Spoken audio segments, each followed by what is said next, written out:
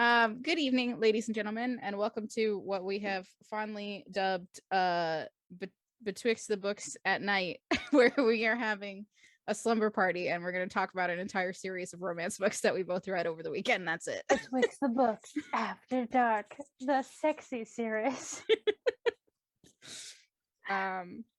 This is going to be like a weird mix between Betwixt the Books book review, our old bibliomancy for beginners stuff, because it's edited, but it is filmed like conversationally the way that we are now, and maybe like a little bit of a discuss, because we are going to get into like topics like we do with discusses that pertain to the book, but also like thematically and things like that are interesting. So it'll be an interesting thing that we're trying, so bear with us. We did originally plan this as like a legit just like Betwixt the Books review, and then we started talking about it and I was like, the back and forth thing works well when we both have like single or like connected issues to talk about, but this series is just sprung up so many feelings that would not have worked well. I don't think so. We would have been missing stuff out and not fully talking about the things that we wanted to. So is this video going to be really long? We don't know. Possibly. Is it going to be very choppy and sporadic? Also possibly. We don't know. We're going to do our best to try this out. If you don't like it, let us know. We'll go back to the other way. It's fine. So if you didn't already catch it from the title or description of this video, we are going to be talking about the first three books in the Hades X Persephone series by Scarlet St Claire, currently being made famous by the TikTok. I don't know what the clock has to do with it, but there you go. That's how cool I am. So the first book is A Touch of Darkness, and this is the one that was originally self-published by Scarlet St Claire. I guess it must have done really well. Maybe that's kind of when TikTok got it, but it's now been picked up by Bloom Books, and that is a subsidiary of Source Books. So it's really funny. Michaela read her copy is the original self-pub copy, and my copy is the copy from Bloom. How can you tell? The logo's on it. It's not on Michaela's. I can prove it. Ain't got no Bloom logo on that. None. The other two books, book 2 is A Touch of Ruin, and book 3 is A Touch of Malice. We did also potentially plan to do this as like a book by book analysis, but we have so many thoughts and feelings. We're just going to kind of tackle the whole series. So what we're going to do first is I'm going to give you a little bit of a rundown of what the first book kind of starts as, if you don't know already, and then we're going to give you our overall opinions. Those are going to be spoiler free. After that, since this is a series discussion, spoilers. Yeah. So if you haven't read it, if you don't want to be spoiled, we will let you know. You will want to leave the video at that time. So Hades and Persephone's series is shockingly a series about Hades and Persephone. No way. I know. I had no idea when I started. A la the original Greek myths. In this one, Hades is, the all-powerful god of the underworld doing his thing, and Persephone is young. She is not as old as him, so there is that age discrepancy there. And she is in a town called New Athens, pretending she's not a goddess, trying to be a journalist, and making friends who don't know that she's a goddess, because her mother, Demeter, has basically kept her locked in the house. It's like very Rapunzel, Madame Gothel thing happening. And Demeter has also suppressed Persephone's powers her entire life. So Persephone is not very up on the ways of the world. She has no idea how to use her powers. And she just wants her own life. That is the only thing she wants. Unfortunately for her, one day her friend drags her to a club run by Hades, and Hades is in the business of making deals with people. Unfortunately, Persephone, not the smartest cookie in the book, she agrees to learn how to play cards from a tall, dark, handsome, mysterious stranger, and accidentally ends up in a bargain with Hades. And he says that she has a finite period of time to bring life to the underworld. and that is where their story starts. And if you're like, I know, if you're like, oh, brings life, is that a sex joke?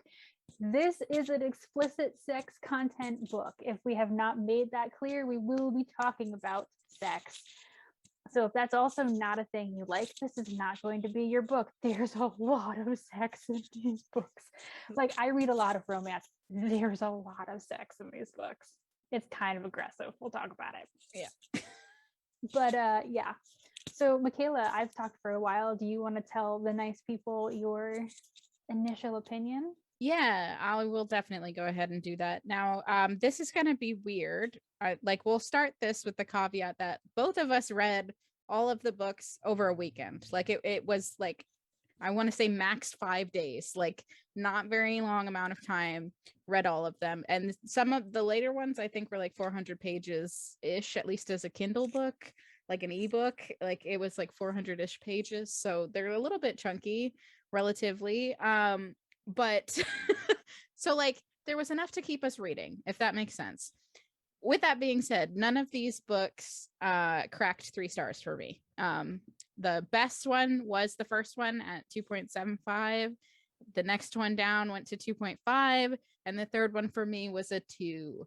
And if you're like, wow, like why did you read them if they were that bad? We'll talk about it in a minute. But like, not my favorite books. If I was going to recommend you romance books, not my favorite books. A lot of people have read this, so a lot of people are already talking about it.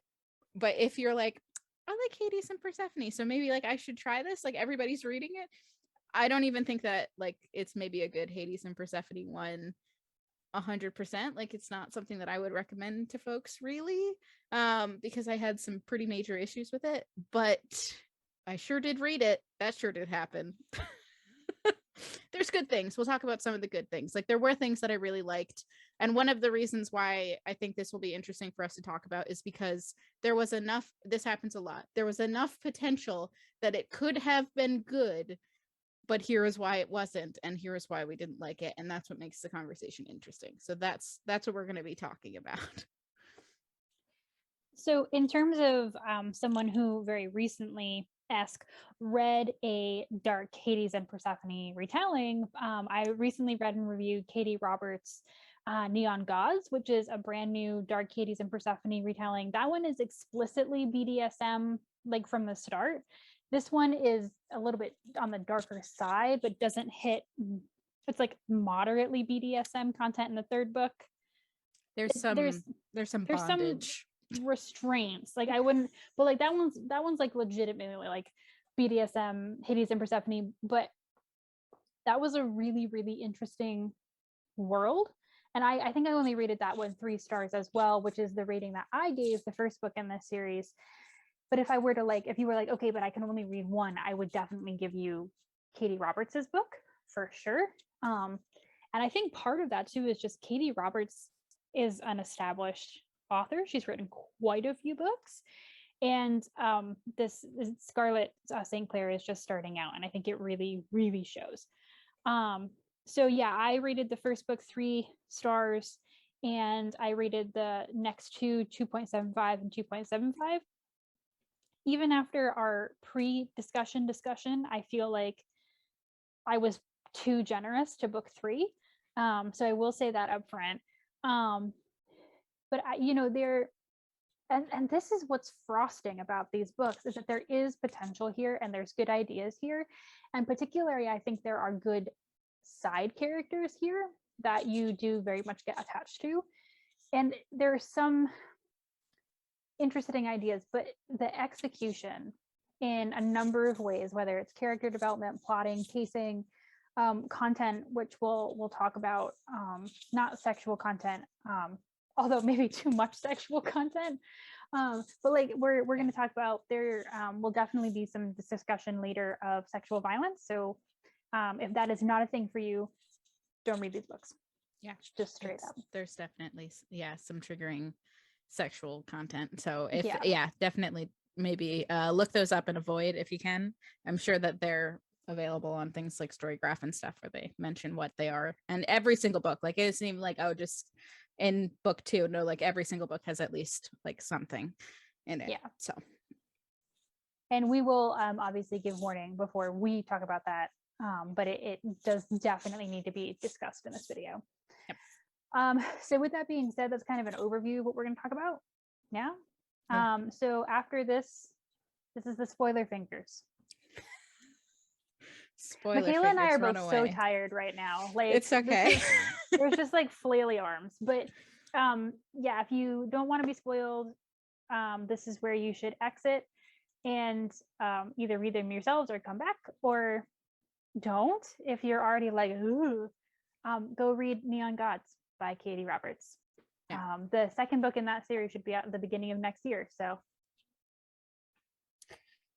the only thing I might add, as someone who did extra credit, I read the first book in the Hades series that she's written, which is a Midnight Sun version of this, where she rewrote the first book from Hades' perspective, you know, as authors who have a brand will do to make money.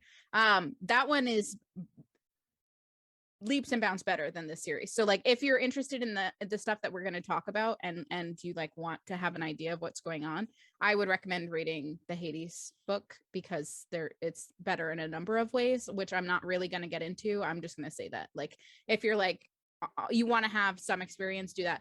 I will say though, I don't know how it reads for someone who hasn't read the Persephone X Hades series, and there may be things where like you won't understand what's going on if you hadn't had the source material.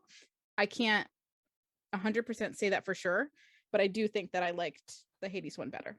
So this is Hades X Persephone, but like his version is just Hades. And okay, I have feelings. Never mind. But I will say, I mean, just again, because we're going to be kind of critical, I do think that, you know, this series was written and, you know, then she started writing the Hades side of this. Yeah. And so I do think there is something to that book is better. I think maybe just because Scarlet St Claire is becoming better as a writer. Yeah. So, you know, maybe caveat to our discussion, maybe, you know, she's learned a lot of lessons from this series. But unfortunately, this series is out in the world like this. And the author, as Roland Barthes said, is dead. And so we can't make those assumptions. We just have to work with the text in front of us. And that's what we got. It's a very literary way. So what we're going to do. Nerds. I'll say this, that I think people who are regular fan fiction readers, as my camera goes completely blurry as it is wont to do, it may come back, it may not, we'll see. This might feel very similar to that. To me, I had a very fanfic vibe for a couple of reasons. One of them being that at least my version of the first one was noticeably self-published. Very many things showed up that I was like, if you had like a legit editor, I feel like this would have been smoothed out in a way that would have made this book really shine. Maybe not a 5-star book, but like definitely above 3 stars. And like most of my complaints for a lot of it, I feel like could be fixed with an editor. But also throughout the series, this was very, and then what happens? And then what happens? And then what happens? And it doesn't have the feel of like a planned out, like copacetic thing. Even within a book, like from chapter to chapter, sometimes it had a very much like following the plot type style, which you can smooth out with editing later and go back and be like, okay, so this is where we're going. Now I know that I can fix these earlier scenes to sort of make this make more sense. But it just kind of kept steamrolling in a direction, and that's what happened. I don't know if you had this reaction to it, and I know like there are issues with their relationship later, but I also felt like he's just hot, right? Like that's literally the thing. When this book starts, there is not a lot of Hades has a really bad reputation. He and Persephone is very white hat. She's very moralistic. And so everything she knows about Hades is like, he's not anything that I would want to be involved with, but he's hot.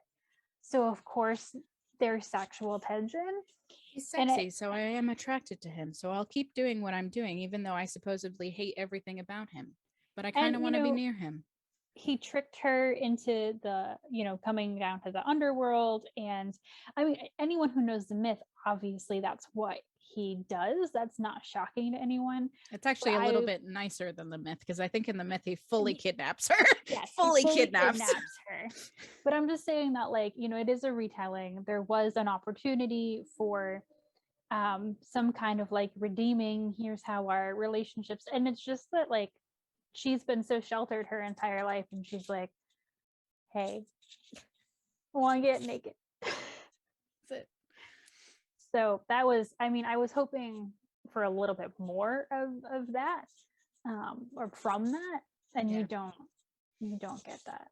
The character development, especially in the first one, is like not great. Like, it's not so much that either of them really learns, and I guess Persephone kind of learns not to judge him based on what she had heard previously, but like it doesn't really change anything about her or her views on the world. Nothing she does change him that much, like very drastically.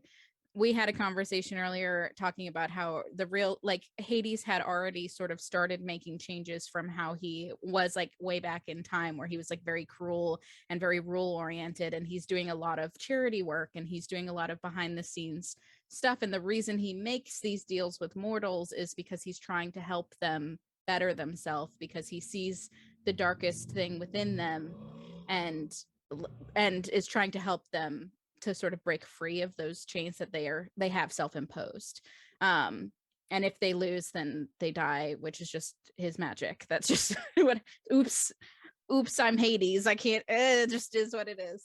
But like he's doing it for like good reasons, and that the difference that Persephone makes is like he's very guilt ridden about how he was in the past, and she just sort of helps him to like accept that people are starting to see him more positively and to like let that happen, because for some reason he feels like everybody needs to see him negatively. He sort of wants them to see him negatively in a way, for whatever reason. Yeah, and so one of the things that comes out, and this is a struggle I think throughout the entire series, one of the things that comes out is one of the reasons that Demeter was trying to protect Persephone by keeping her locked up for this long, was because she has been fated from birth to be Hades's partner, queen, lover, and Demeter was not into that at all. And so I do feel like there's a sense in the first book where we just like, it's their story, we know they have to get together and they're fated to be together, so we just need to kind of run past like this whole front thing, and they just need to get together, and that's what we need to get to, which is a pacing problem in the beginning. I mean, any romance reader knows that like that build up, that tension, I mean, it doesn't matter if it's a brand new story or a retelling, like we know that the two main characters are gonna get together. It's a romance novel, there's not a question there, but you can build up that tension and that's never there. And then I mean, we'll talk about communication on its own, but there's this sense that like they can fight, things can happen, but like it doesn't matter because they're fated to be together. And so, and they're immortal, so like whatever, they can be as mad as they want for hundreds of years. Yeah, but like they're just, they always have to get back together, so there's no development stakes. There's no development, there's no stakes. And I think that for me takes a lot of air out of it just from the first book. I think I described it as, this is a romance book with zero romance. Like they spend literally zero time getting to know each other. And there's, like Gretchen was talking about the communication stuff, there's the lack of communication that's kind of tropey in romance, which is I'm going to keep something from them because they aren't ready to know or they don't need to know. And then of course they find out, and of course they fight about it. And that's the third act. They need to fight and come back together. That's how it works. But there's also just, they don't seem to have normal conversations of getting to know each other very often at all. anytime throughout the series it gets worse. Like at least in the first book, there's a little bit, like there's a scene where he's like trying to do her hobby, which is baking, and like that completely goes out the window as the series goes on. I forgot about that. Yeah, they baked briefly. He wore sweatpants. It was a big deal because he only ever wears suits. Like, oh my god, I'm like, this is just coming back to me. Right. But like, it bothered me. They don't talk to each other. They don't share things about their day. They don't talk about the things that they're dealing with outside of their relationship with each other at all. And like that isn't a relationship at that point. It's just two people having sex. It's not, they aren't partners. Well, and like, and this is what kills me about this entire book, right? So they're about to have, and I was like scrolling through my phone because Michaela had a really funny way of putting this when we were talking about this. But it was just like they start to have a meaningful conversation and then they're like, let's have sex. Yeah. So Michaela at one point, Michaela couldn't sleep, so she read one of the books, and so she texts me and she's like, anytime they're about to have a meaningful conversation, they just have sex. Get sidetracked, but all get sidetracked by sex. There's zero character growth. And I had not started the second book at this time. And so there's just me going, oh, I started it. Oh no. And then just all caps, oh my God, you're right. Stop having sex when you need to talk. And then I went on a rant. Oh, this book is ridiculous. Not everything is about sex. Has sex. Because how many times do they say, well, not everything is about sex, and then they just have sex. And they have sex. It's not always about sex. And then they're like, not everything is, there's another conversation that I paraphrase. It's like, not everything is about sex. You're right. I just love you. What do you love? Having sex with you. Yeah, literally. Having sex with you. And I think at one point Michaela put it as like there's a sex scene every 2 pages Yeah. once they get into, I mean, they're like rabbits. If they're at any point together, they're gonna have sex in that scene. It doesn't matter what else is going on in the scene, they will be having sex in that scene. Doesn't matter if they're on a picnic with a bunch of other people, they will be having sex in that scene. Oh and my God. Yeah, they go to the party with all of the Olympians. They and run off. They go off and have party sex in their honor. Literally leave and have sex. And like, how many times are they interrupted by their friends because like things are happening and they're like, excuse me, we're like, about to bang, please leave. I'm like, listen, I read a lot of romance. Like I read a lot of romance, a lot of different styles of romance. I'm not opposed to decent sex scenes. I mean, but this was just, it was comic. It was comic because, and then also, I mean, no wonder the books are like 400, 500 pages because zero plot development can happen because they're banging. They're just banging. That's it. Sort of skewing off of that, I want to just briefly talk about the third book. And some of you might be wondering, gosh, why did that third book get 2 stars? That's rough. There was like actually some plot stuff in the third book that was very interesting and very compelling, but I could not for the life of me rate it above 2 stars because that book ends in the middle of its climax. It does not have a complete climax. It does not have a resolution. 100% that book ends in the middle of its climax, and it feels like she was like, this is a cliffhanger, to which I say, that is not a cliffhanger. This is an unfinished book. Just story arc wise, just fully story arc wise, unfinished book.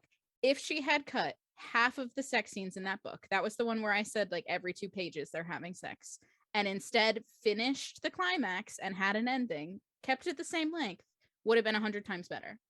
Because there was interesting plot stuff happening. We've gotten past the point where they're like, if will they, won't they, are they fighting all the time? They're not really fighting anymore. They're just kind of like working through stuff and dealing with more outside stuff that's stressful to their relationship. It's whether or not they'll be allowed to get married. Will Zeus bless their union or keep them apart? That's the like question of that book when it comes to their relationship. But it's all of the other stuff going on is way more interesting than like the relationship stuff, and then it's just them banging. That's it. That's the whole also book. I mean, if you go back to, I mean, like Michaela said, people in romance novels not talking, it's like a thing. Yeah. I feel like this book takes that and it dials it up to 11. Like 90% of the plot points in this story could not happen if they talked. Yeah. Like there is almost no things that legitimately could have happened, or even just like small things really that should have happened had someone said one extra sentence. And I know that with Michaela having read the Hades book, which we're not going to get into, that like compounds this problem 100 times worse. So there is this issue that I have, which is like, it's one thing if like, you know, they don't communicate one time and they learn from it and they move on. They just continue to repeat and repeat this problem. And so one of the things that happens is so Persephone works at a newspaper, and the one of the people who she works with, who is the character of Adonis, tries to blackmail her. And what she says is, she's like, I don't want Hades to have to solve my problem, so I'm not going to tell him about this. And that's not a strong female character to me. And I feel like that's what that was trying to be. Like, you know, she can do it on her own. But the thing is that she creates problems and it involves him. Yes. And then she just, everything goes terrible. So it's like things like that are like one of the key character traits that we know about Hades at this point, because this is in the first book, is that he does not like his personal life to show up in the media at all. He doesn't even like being photographed and showing up in the media. Like, he wants to be as much in the background as possible. And the way that Adonis is blackmailing her is with these photographs of them having sex and leaking their relationship, which at this point nobody knew that they were together. And I'm like, this 100% involves Hades. He 100% would not like this. If you fail to fix this, it would be very upsetting for him, because that's like it's like the one thing that he constantly is talking about, of like, I don't want to be in the media and you are forcing me to be in the media. Like, it would just be so much of a bigger issue, especially for him. I think that's the thing too that really rubs me raw about the third book, is that all of a sudden they've just decided that like they're gonna, well, this is the thing, they're fated, so why don't they get married? There's no reason why not to. And the reason, I'm like, the reason is that you guys keep fighting. Like, you keep fighting because you don't talk to each other, and then when you fight you don't talk to each other, and then you get back together and you just bang and you don't talk to each other. No. But sure, get married. Sure. You can talk later, I guess. You can talk later. The plot of the second book is roughly revolved around that, of Persephone being like, I would like to learn more about you, but then she learns something about his past and is mad at him about it immediately. And he's That's like, literally it. She knows that he's like, what, centuries old at this point, and she's in her 20s. In the first book, she's graduating college, so I have to assume she's like 21.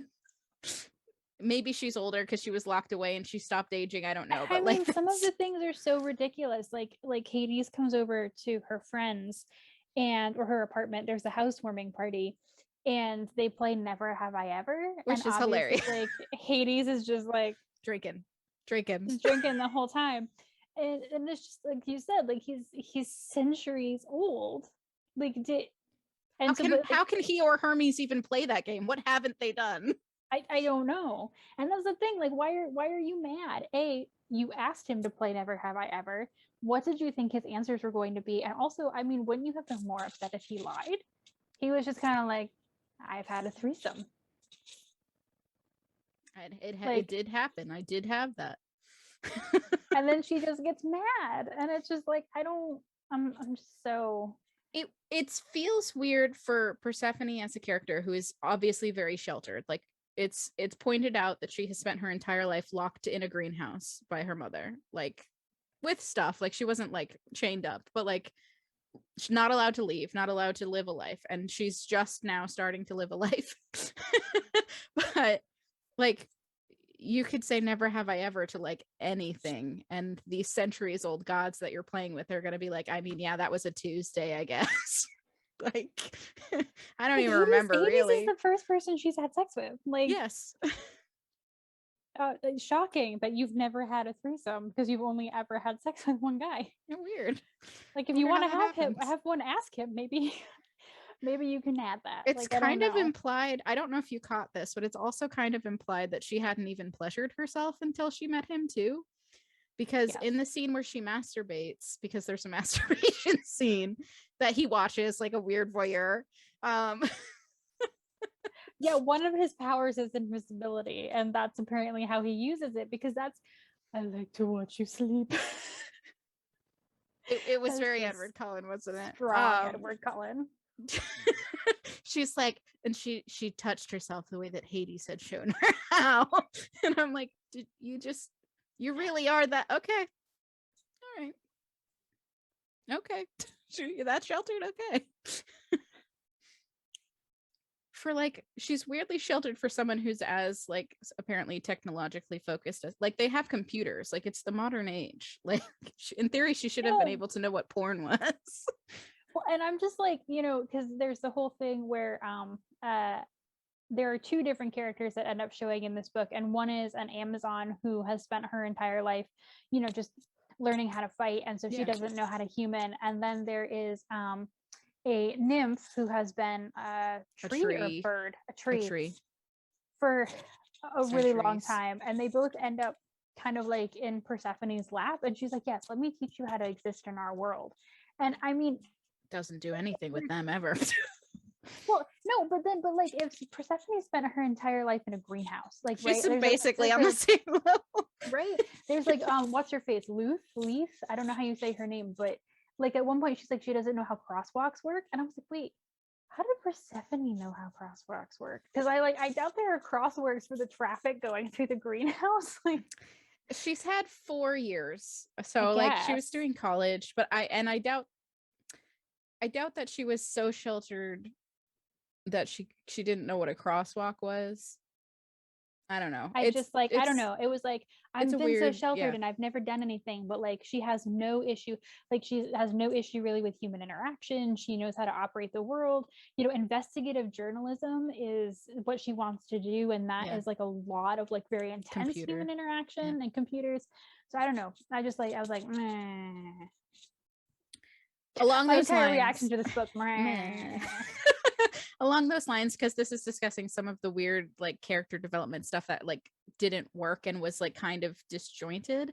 At the same time, one of my biggest complaints was like the same thing but with time, like, so in that first book, she's about to graduate college. She gets an internship where she immediately gets to do writing stuff for the, like, is given articles, and then at some point she's employees. There's like 3 known employees for this huge newspaper or magazine. I don't even know. It's a newspaper. It's what I thought. And then she's sort of running stuff and in charge of a team and has like a secretary at one point, kind of. It was a little bit weird and nebulous, and time passes in here. Like at the start of the book, Hades is like, you have 6 months to make life in the underworld, and by the end of the book they're like, okay, so in next week the time runs out and we're getting up on it, it's the end of the time. And I'm like, this felt like it was like a week. I didn't realize that much time went by. Maybe that's when they were talking to each other. We didn't get to see it, because like it isn't communicated clearly that time is passing between events. Like if this event happened in month 1 and this event happened in month 2 and this event happened in month 3, it feels like they're one after the other, like it's one day and the next day and the next day and the next day, which is really poor communication of just like the basis of what is going on. There should be some sort of understanding of like how much time is passing, or at least like a sentence of like, nothing changed for a couple months, or like a couple months they went into this cycle of this. Like it was rough, and that continues throughout all of the books. Like time passes, and I think you made a really good point where like there's this problem, and then it's like compounded by the fact that they can teleport.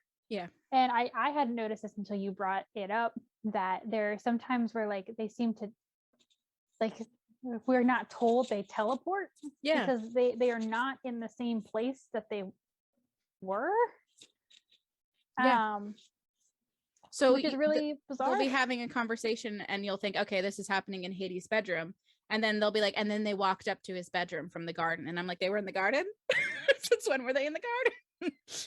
or they teleported last time, they teleported to his bedroom, and then it ends the scene with, and they teleported to the underworld. And I'm like, were you already in the underworld? What is to a different part Hades of the does underworld? have like 4 houses, which is fair. They could have been in a different bedroom, but if it's not communicated, you're going to assume they're the one they always bang in, which is his room in the underworld.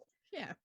What other ones? You'll notice it's always a bedroom. It's like it's a bedroom, Bathroom. or wherever else. They have a lot of sex outside. Yeah, for some, she like, there's multiple comments are made where he's like, I would take you in front of people, and she's like, no, you wouldn't. And it's like, you keep doing this in front of people. What are you talking about? Literally, like, so we were having an argument about not an argument, but like a disagreement about how you pronounce this name. So I've always said Hecate, and Michaela was saying Hecate. But and Google says Hecate. Okay. None of us is right. None of us are right. The internet maybe. But if I'm gonna try, I guess I'll try to say Hecate. I don't know. But like Hermes, Hecate, they've all like walked in on them, just like banging. Minth. Yeah. So like they have had sex in front of people essentially because they can't stop banging long enough to like make sure the people are gone or not about to walk into the room. Like fully naked, like I guess it's described as he kind of like turns so that one or the other's back is to whoever's walked in, but it's still like that's what's happening right now. This is happening, okay.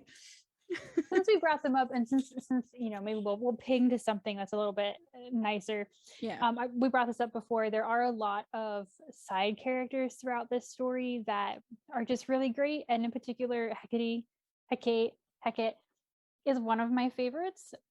She is the goddess of trickery, and she lives down in the underworld, and she has like this beautiful balance between she's a goddess and she lives in the underworld, so her like she's not like a human. She is definitely a goddess, and I do feel like, despite the fact that this book tries to say, well, the gods aren't humans a lot of the time, some of them feel very humanistic, or have human follies or foibles, but Hecate is definitely like humanity ?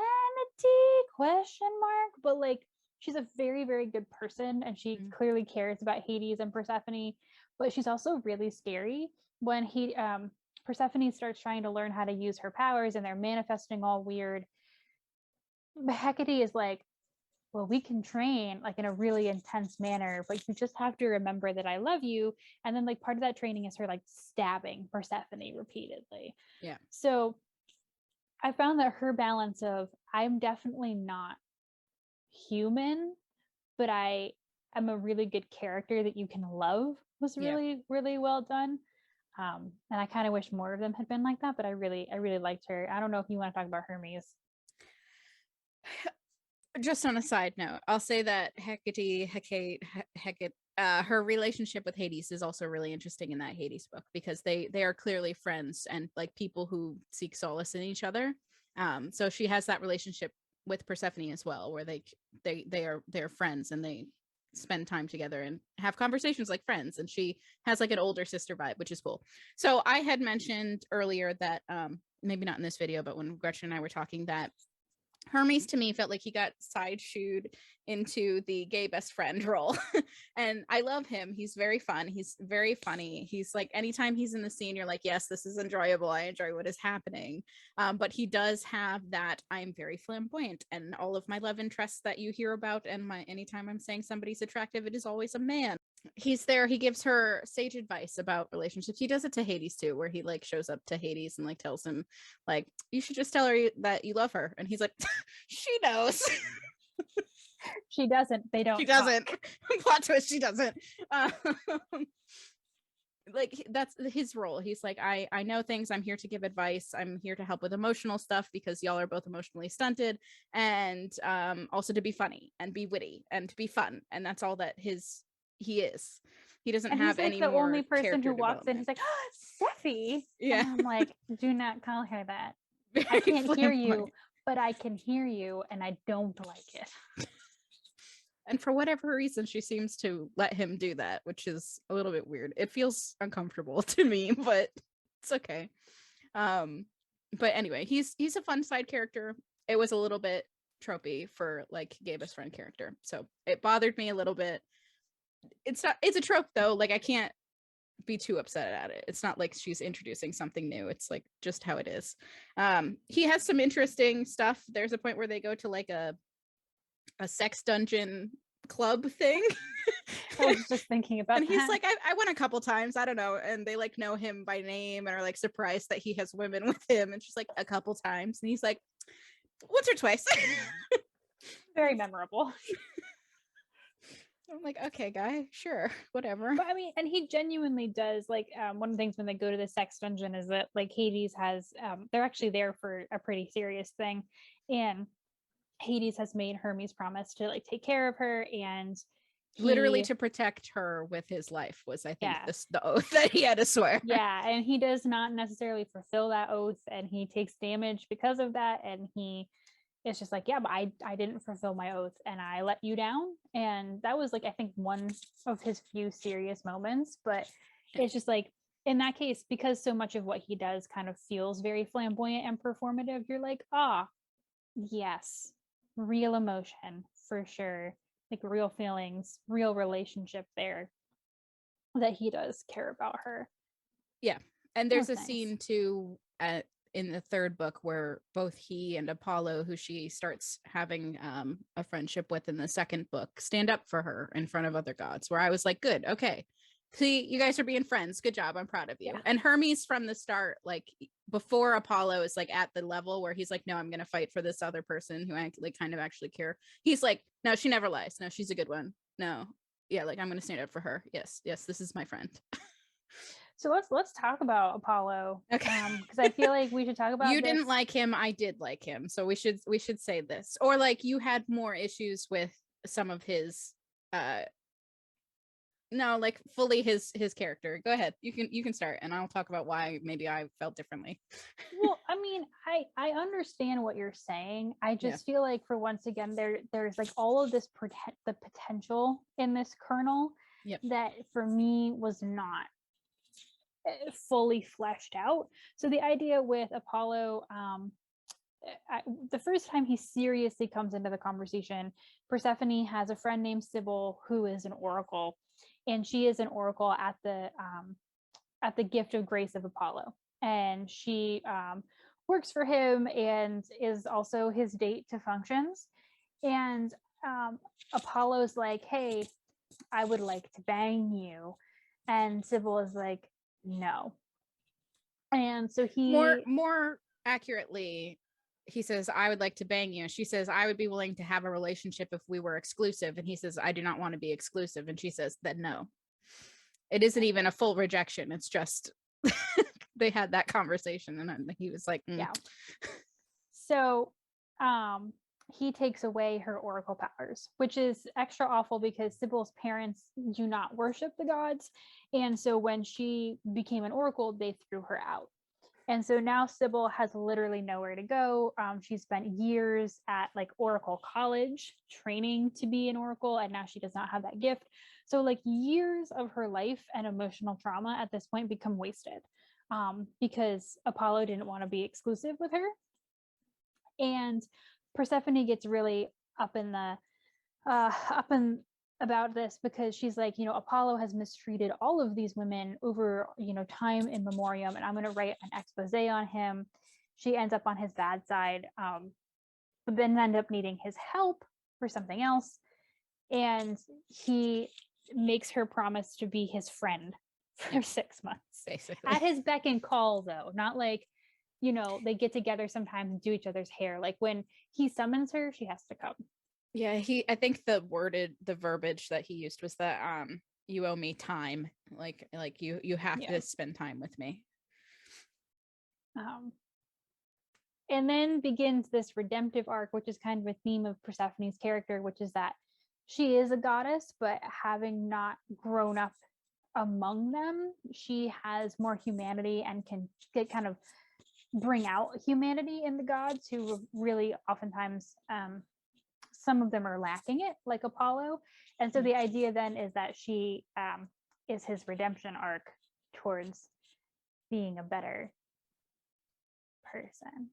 Which I agree that felt uncomfortable for me, her being like, I am going to make the gods who are very aggressive towards women not do that anymore. And not to be vengeful towards humans, because that's what she was doing with Hades in the first book, was like, he needs to stop hurting these mortals and putting them into challenges that they clearly cannot win. And doing the same thing again with Apollo, except instead of banging Apollo, she's just kind of like begrudgingly friends with him. I enjoy characters who are very damaged, and who lash out, learning not to do that. That is like a character trope / character arc that I enjoy a lot. So while Gretchen was like very much like, I don't feel like he did like this horrible thing and he doesn't deserve to be redeemed at this point, or like as redeemed as he becomes, like it pretty quickly, or as fast as he does in her eyes. I enjoy that trope. I very often enjoy like minor antagonists becoming friends with people. And that's like, he starts that story as an antagonist and ends it as like kind of a begrudging friend, and then by the end of the third book they're actively friends, and like she actively chooses to spend time with him. And he, like you said, he stands up for her. He stands up for her. Yeah. I think my issue just remains that these books have such a weird relationship with violence against women. Yeah. And you know, one of the points is made that some of the stories that Persephone is getting are very old, like they're centuries old, but they are still proof of a series of acts of violence against women that Apollo has perpetrated. And then he's like, oh, I met one girl who I guess I didn't want to bang, but I can be friends with, and now I'm fine. But the thing, girls are people too. What? Because like the thing with me, and this, I mean, we'll talk about this soon, probably, because we've already been talking for a really long time.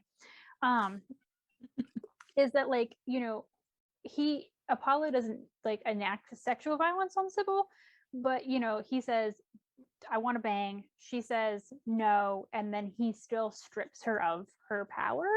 He doesn't do anything like physically to her, but he takes away like the entire purpose of her life. And he will eventually give it back to her, but only because of Persephone. Yeah. And so that, I mean, you know, because when you hear a lot about sexual violence, it's all about taking power away from somebody else. Yeah. And that's like literally what he does. So to me, I can't, in the larger context of this book's relationship with violence against women, I just have a really hard time separating that out. And maybe that's unfair to Apollo, but... And I had mentioned this when she had mentioned that fact to me, that like the Greek myths are full of sexual violence. Like every single male god and some of the female gods at some point either R-word R-word women, they assault women, they turn women into trees and animals and trick them and turn them into monsters. It's a retelling. Yes, we don't have to retread it.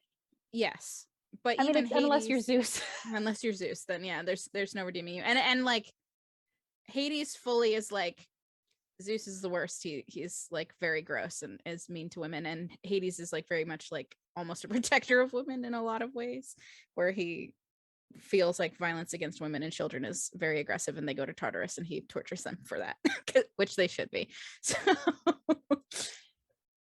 So I mean, is this where we want to talk about this, or do we? Yeah, we might as well just do it. Yeah, okay. Let's get it out of the way. So this is, as we warned in the beginning, the portion of this where we are going to talk about sexual assault. It is unfortunately a recurring theme, as Michaela said, in all 3 of these books. So maybe what I'll do is, if you would like to see the end of this video, but you do not want to listen to this part, when I do this with my hands, it means we have wiped away all of the gross stuff and we're done talking about it. Yeah. So you can just like kind of scoot forward in the YouTube video until you see my weird wavy hands. I can also attempt to put a timestamp in the in the description box. I'm not 100% sure how to do that, but I can attempt to do that so that you can just skip straight to the end. But yeah, I mean, so there is this whole thing with Apollo, and I kind of feel like that is kind of the first time it vaguely starts to come up. Correct me if I'm wrong. Adonis is first. Oh yeah. In the first book. God, I've just deleted him. So in the first book, like I said, there's this guy named Adonis who is out to extort Persephone, but at one point he also tries to assault her on a date. He literally drugs her. She got a date rape drugged, and he is stopped by Hades, but at that point he had kissed her without her consent. She was like trying not to be kissed, and he was trying to kiss her, even while being in the effects of a date rape drug. She was still like, no, gross. Yeah. So I forgot. I've just deleted, like, Adonis's entire character arc is just wounding. He's so I think kind I of just, like, gross in the deleted that. first one and problematic.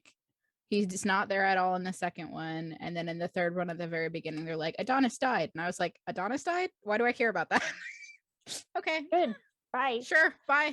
And I mean, and I know we said we weren't going to really pull this in, but I think it's important for our future argument that in the Hades book, Michaela was saying that it is revealed that Aphrodite put Adonis up to that. Yeah.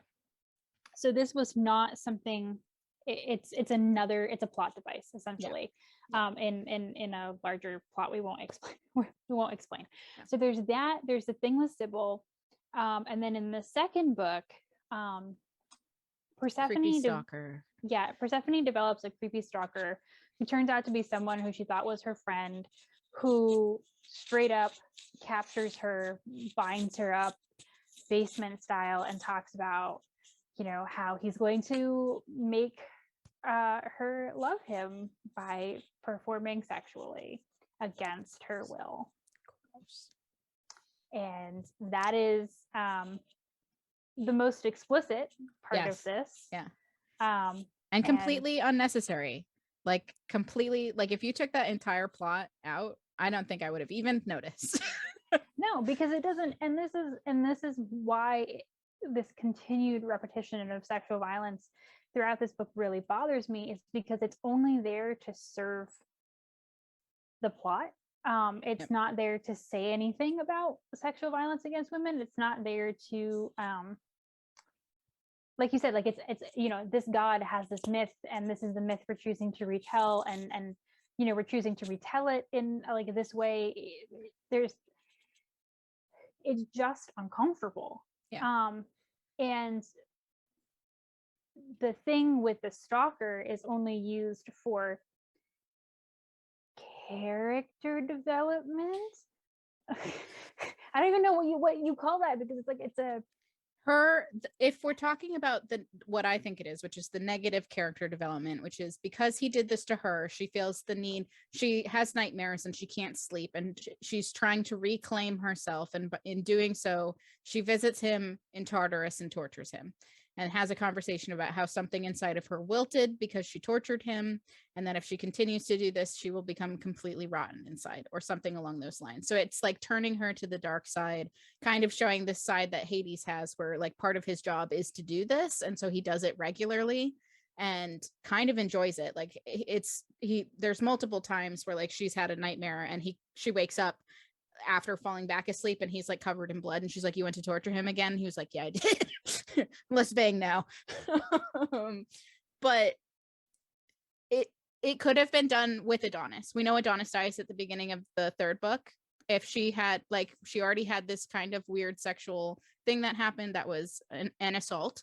Like, if it was like, you need to take some sexual power back, you could do that with Adonis. You don't need to have this extra third person with a much more aggressive sexual assault scene.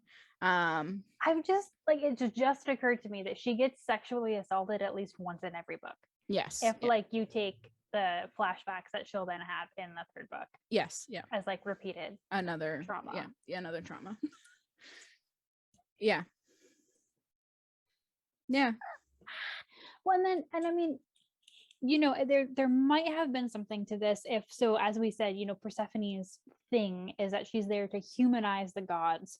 So there might have been something there of like, she's meant to be the humanizer, but there's some darkness that's happening to her. But I mean, she also didn't need to happen. Like, she's the consort of the god of the underworld. Like, has a very strong moral compass.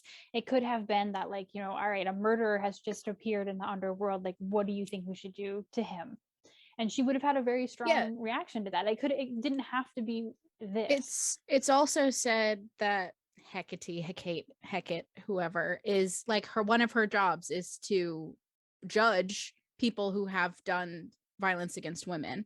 She could have had a conversation with her about it. She could have gone and seen what she does. There's like a conversation where she maybe took Zeus's literal balls off of him for something he did. And like, there's like a lot of different ways that conversation of like, I also feel this way, and that I would want to harm somebody who did that against women, like, could have been brought up.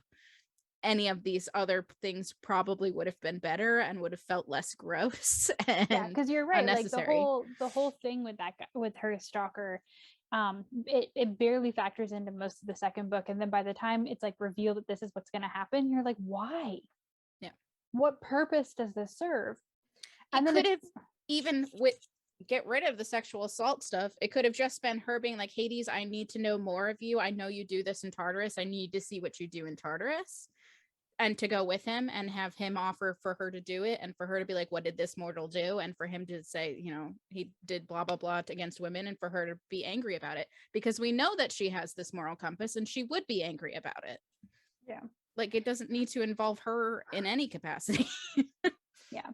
And anyway. Then, I mean, like, and then the last thing in this book that I think it's the last one, you can correct me if I'm wrong, but, so Persephone's mother is, throughout the book, becoming more and more of a problem. And by the third book, she has essentially decided to go to war because she does not want Hades and Persephone together. And so she's like completely like offside, like trying to, gods are getting murdered. Like, people that she's known for hundreds of years are dying. Yeah, like, and humans. A lot of humans are dying. And she's like, given the world a blizzard during the summer. It's like terrible things are happening. And Tyche's, one of the gods who dies, reveals, she ends up in the underworld, and she reveals to Persephone that Demeter began to change after she was raped. Yep. And that's her backstory.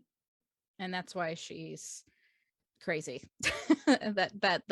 There's like a thought process that Persephone has of like, she sees her mom interacting with mortal children and is like, I see glimpses of what she used to be, but she will never be that again. She has decided that she can't be it, and therefore she must be this hard, evil person instead. And I mean, by that point, I was just ready to throw the book across the room. Like, like I said, one of these things on their own, to me, would be a problem, but they happen in every book.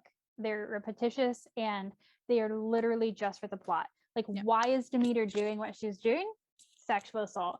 Why does Persephone decide to take a turn to the dark side? Sexual assault. Like, it didn't need to be there. It feels like male writing too. Like, women can't have any sort of change in patterns or character growth unless they have some sort of sexual violence. Like, that's such like a man's idea. Like, I don't know. I don't know if it's because we mentioned bibliomancy for beginners at the beginning of this, but I'm just like really brought back to our conversation about Lev Grossman's magician books and how there's a sexual assault at the end of that book. And there was like kind of a rapey scene in the first one. And like that one, same thing. But like then Alice is only the character she becomes because of that. Yeah. And I'm just like, Yeah, it was written by a woman. I don't know how a woman could like write this stuff and do it so callously in this way as just plot. It's like, I mean, hardly commented on. Yeah, I was just so uncomfortable. And it was also just really interesting. I don't know if you noticed this in your book. So there is a suicide off screen in the second book, and the book itself has like on the front matter, suicide prevention trigger warning, hotlines, trigger warnings. Correct me if I'm wrong, but that wasn't in the third book. No. Or the second book, there wasn't anything for sexual violence. It was only just about the suicide. Yeah. And the suicide happens off screen. Yep. Not to a main character. Yep. And the sexual violence happens on screen to the main character. Yep. And that was like even more glaring. Yeah. As an omission. Yeah. Just not thrilled with it. So yeah, do your arm wave thing so that people know we're done with it. We're done with the gross stuff. No more of that. We're done. We're cranky, but we're done. We did it. We did it. Weird throwaway to maybe lighten the mood. One of my comments that I texted Gretchen in the first book was, why is literally every guy in this book hot? I literally just texted her and was like, I kind of can understand the gods being hot because they are gods, but her human boss at the newspaper, she constantly talks about how hot he is. Adonis, hot. Any of the male human friends she has, hot. All she is horny for men. Constantly, every single one of them is hot. She was so sheltered for her entire life. But like, what else would she want than dick? There's no characters of color necessarily. It's a little bit very like tropian characters, but all of the men are attractive and that's it. It's like it just bothered me. I mean, I have to be honest with you though, at this point, if I hear a romance novel not describe someone that way, I'm like, oh god, this is about to be some like commentary on how you don't have to be hot to get a partner. It's like some like Duff designated ugly fat friend stuff gonna happen. And I hate that I feel that way, but honestly, like people can't just be described as regular people in romance novels. They either have to be hot or they're ugly for a purpose. Fair. There are just normal humans that she interacts with who could have totally just been unattractive. They did not need to be attractive. It's fine. I just like, it made me uncomfortable. And I was like, it bothers me that we need to go find body positive romance. That's what needs to happen after this. I'm sure it exists. I'm sure it does. I could give you a list of like 5 off the top of my head right now that I know have come out in the last couple of months, but I'm getting a PhD now, so I don't read for fun.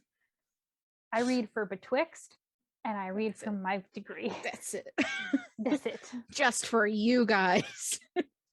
So the thing that we'll end on to be a little bit more positive is why did we keep reading these? Like, we should discuss, because again, at the beginning I said that like none of these broke 3 stars for me. The Hades book did. I'll just say that, like, the Hades perspective book was 3.25 for me. So if you enjoyed what we were talking about and like kind of like the idea of the world or the themes or the things that are going on, highly recommend the Hades book. It compounds some issues, but still, and maybe not highly, definitely recommend it over this. But still, I have been in a very bad reading slump. I hadn't read anything since the beginning of August, and I was able to read 5 books in 6 days or something ridiculous like that. 4 books in 6 days. I mean, at a point, because originally the plan was just to read this. Yes. And so, I mean, there was definitely an amount, I would want to say competition, but like, when you texted me and you were like, whoops, I read the second one. And I was like, there's actually a text from me going, oh, are we doing this? And then I was like, okay, I guess I'll get them. And so I know for me, there was, I mean, obviously an element of a buddy read is, but I will say for me, like the first one was decent. Yeah. Like, it wasn't going to blow me away, but the first one was decent. And the second one wasn't too bad, I think, until the ending with the sexual violence. And by that point, I just felt committed. And I was like, okay, well, I've had basically 2, not terrible books. Like this could be redeemable maybe. And then the third book was just so bad. It's very bad. It was just, I mean, the plot, the pacing, the things that happen. The no resolution. Just The no zero. resolution. And also at the time, I didn't realize there was 4 books. I thought there was just 3. So I was like, if I just get through this last one, we'll be done. We're not done. I guess 2023 will be done. But I mean, and that's the thing. There are so many elements in this that had potential, that were interesting. There were enough characters, side characters, that I cared about. And there's something here, but it, like Michaela said, it either needed an editor or it needed a better better team, a stronger edit. I don't know, maybe it's because it was already out there in the world. They felt like they couldn't do as much as they might normally do it when they published it through Bloom, and then they felt like they kind of had to go with the next 2 books the way they were, because you don't want them to be super different, right? In content or tone. You need them to all kind of be moderately at the same level, even if you're not really thrilled with the level that they're at. I wonder if the 3rd and 4th book were supposed to be one book, and that it just grew too much, that they decided to split them, and they did the thing where they just chopped it in half instead of doing the thing you're supposed to do, which is reworking it. Why is it coming out in 2023? Why did the first 3 books come out like this? Because even if you take the self-pub date of the first book, that was 2019. It's 2021, and she's got those 3 books and the first Hades book. So why? And I mean, I just got a thing from a library thing asking me to request the arc of the first book in her new series. So like, what? Why? It feels weird to start 2 new series before you finish your first series. I don't know. I guess other authors do it, but like it feels a little bit weird. I don't know. If this 4th one comes out and it's taken this long because the editor is like, no, we need to fix this, I would be like, okay, take your time. I would accept that. Do it correctly. Thank you. But I think, normally at the end of we used to do this at the end of bibliomancy. We'd talk about if we would read another book from this author. And obviously, I mean, I've read 3, she's read 4. And I would be interested in reading the Hades book, and we'll finish the series. But I mean, I do think there is something to, if the Hades book is that much better, like the quality of a writer getting better, improving, which is, I always love to see. I have a feeling though that the Hades book was before the 3rd book, which confuses me.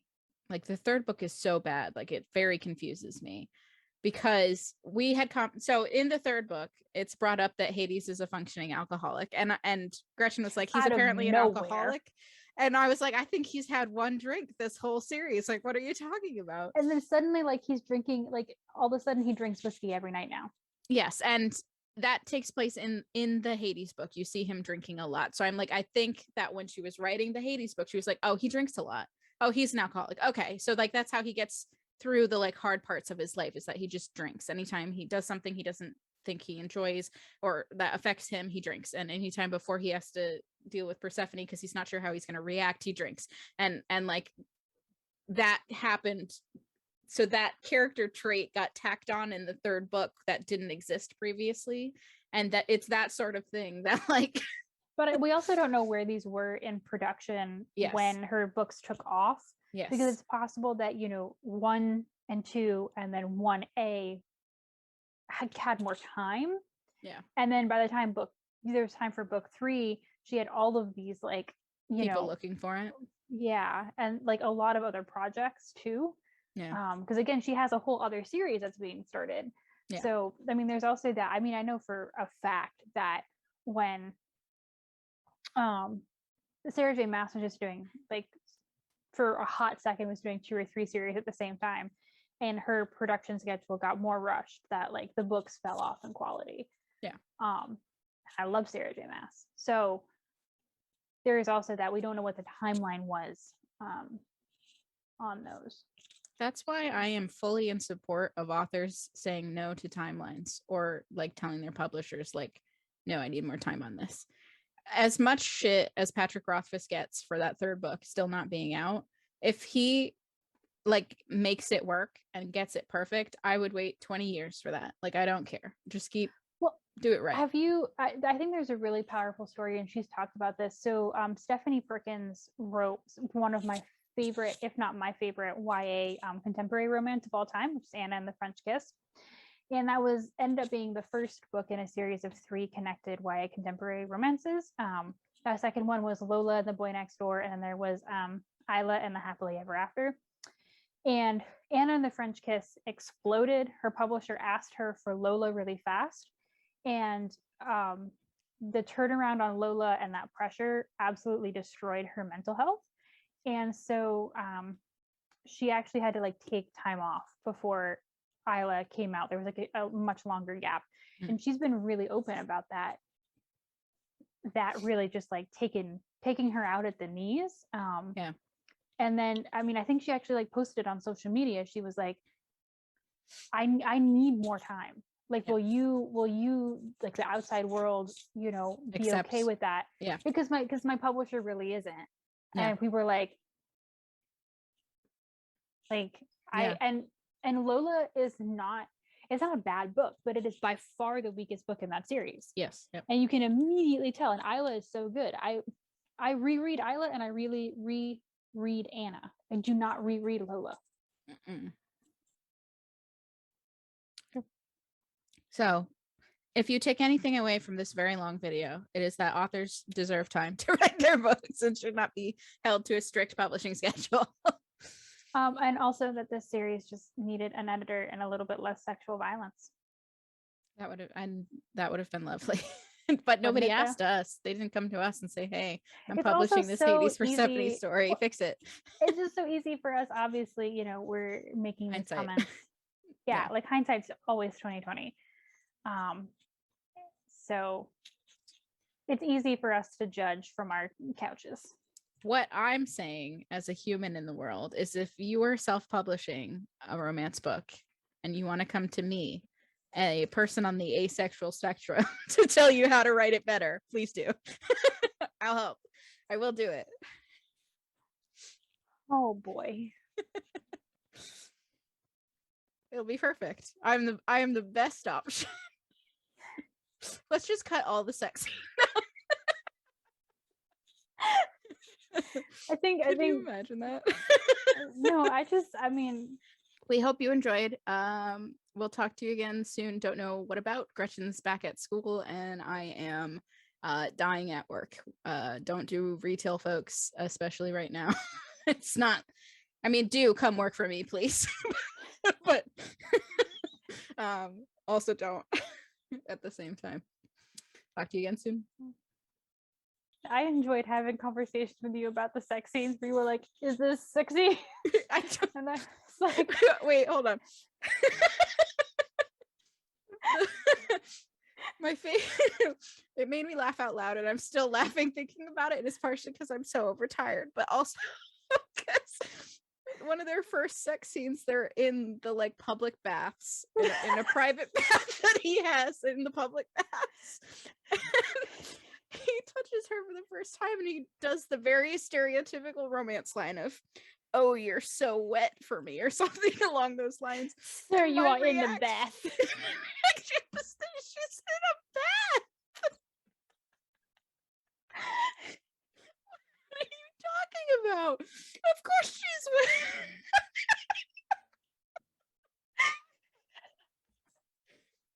So just be happy that you're not me, because then you have to deal with thoughts like this when you're reading books. I mean, as I mentioned to you, you texted me some stuff and you were like, eh? And I was like, I don't know either. As like a straight person, a straight heterosexual female. Yeah. Okay. Now that I'm crying.